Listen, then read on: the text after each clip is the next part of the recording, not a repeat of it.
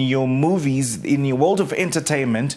This morning we will have a chat on the movie In the Lost Lands with Tinashe Kusema, and in your world of sport, the first installment of this year's battle between Highlanders and Caps United gets underway on Sunday at Barberfield Stadium. Of course, it's going to be a mouth-watering weekend in as far as sport is concerned. But in the studio, like I alluded to, we are joined by Tinashe Kusema, our film expert, and we are going to be talking about the movie that is titled In the Lost Lands. We have a queen who sends a powerful and feared sorcerers, Grey Alleys, into the ghostly wilderness of the Lost Lands in search of magical power, where sorcerers and their guide, the Drifter boys, must outwit and outfight man and demon, as you are also seeing on the top of your screens there.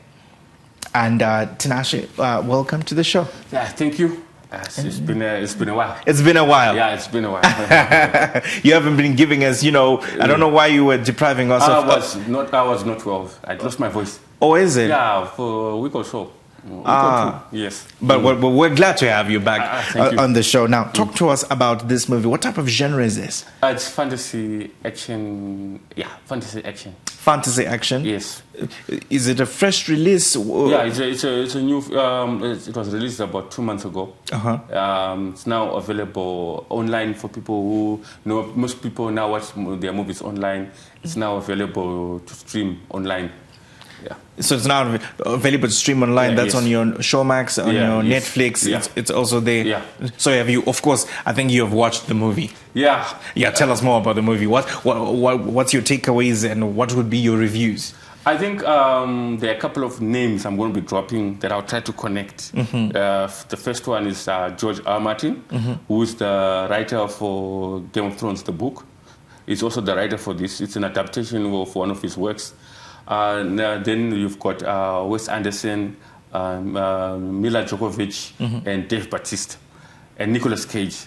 We try to link all these names to, because it's been about 14 years since Game of Thrones was first released, and the name George R. Martin, became a huge hit. Yeah, and it's kind of a disappointment. But it's one of those movies I would recommend when you want to study film, of how not to make a movie, in terms of storylines and character development, because there are none.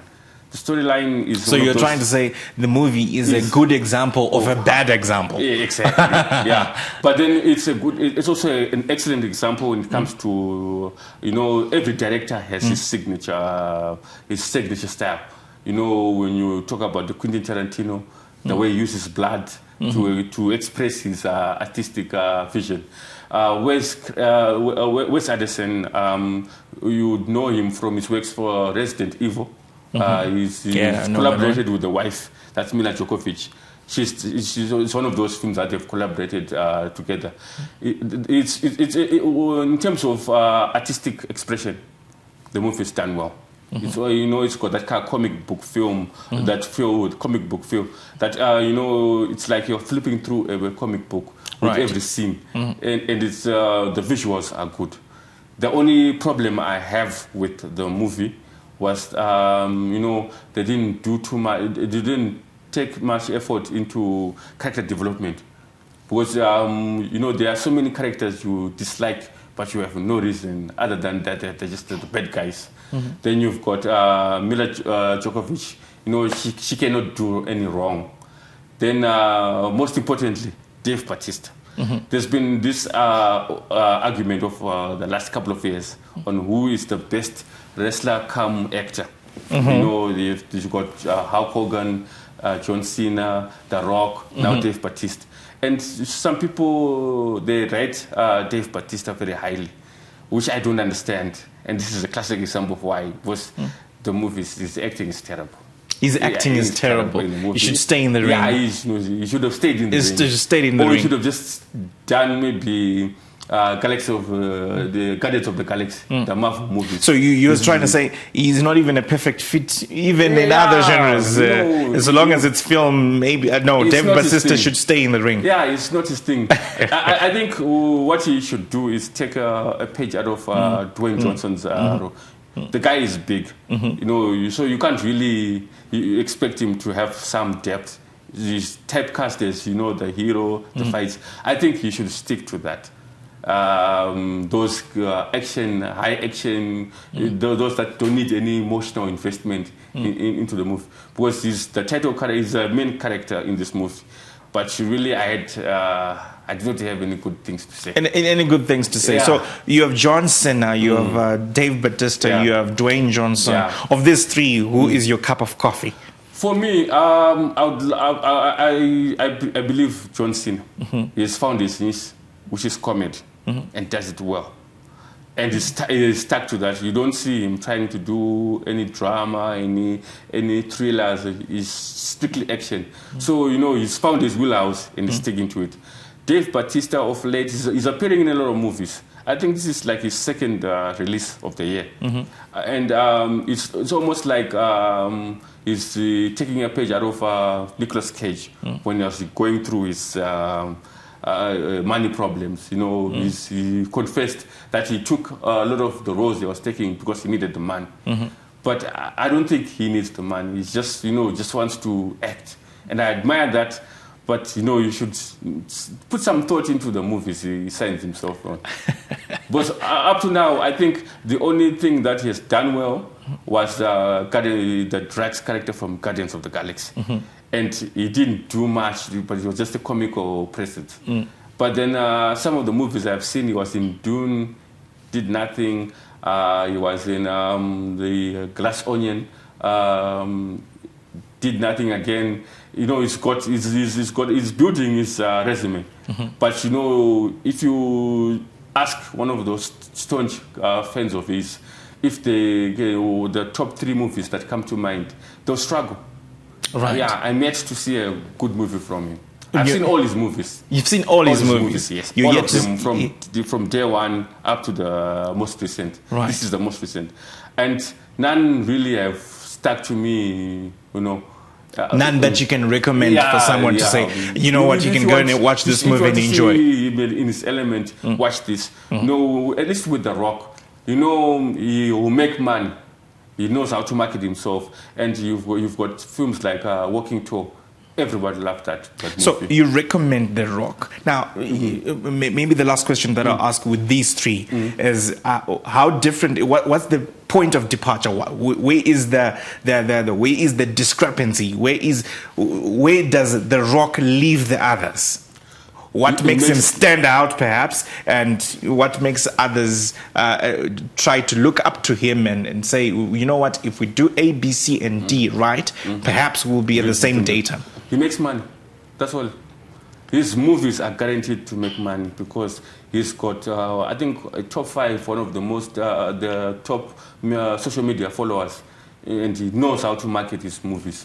So that's it. All right. When you've got him signing on, you're guaranteed to you can even reach $1 billion in terms of returns. He knows how to make money. All of his movies, some of them they are terrible, but they do make money. I don't think there's a movie of his that has flopped on the box office. Right. Yeah. But then when it comes to the quality of it all, you will be hard to find one movie that sticks out.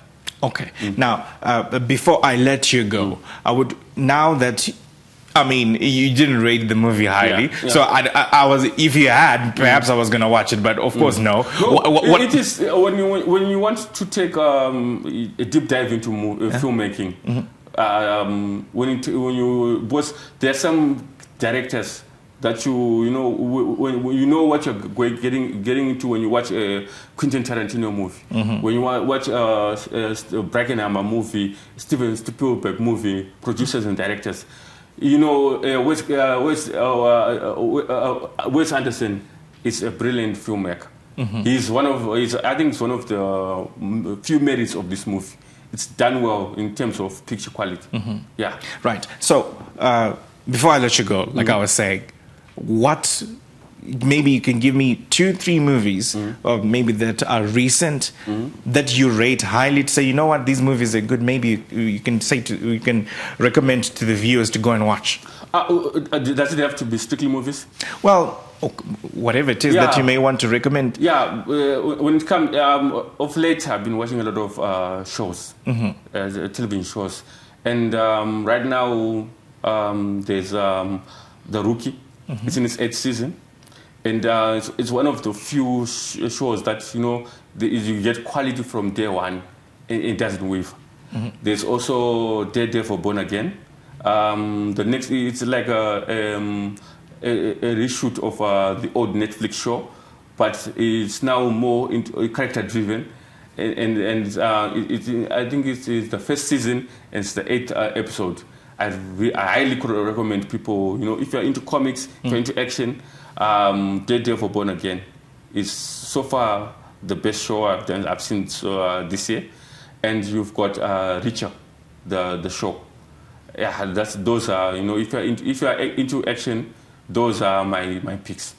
So it's Daredevil what? Yes, Born Again. Daredevil Born Again. The Rookie. The Rookie. Yes. And Reacher. And Reacher. Yes. So they're all TV shows. Yeah, they're all TV shows. They're series. And they're all action. They're all action packed. When you want to go into comedy, there's a show on Apple TV, Apple Plus. It's called Shrinking.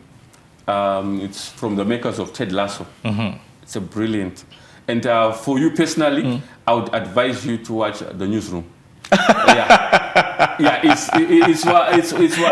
my comfort. You know, when it's strictly for us journalists. Yes. When I get down, you know, when I get tired of this profession, I think pick me up. Yes, you should watch it. I think next Thursday we will be talking about this movie. I'll definitely go and watch The Newsroom. But well, thank you so much, Tinashe, for coming, and thank you so much for your reviews. That's Tinashe Kusema right here on Morning Rush.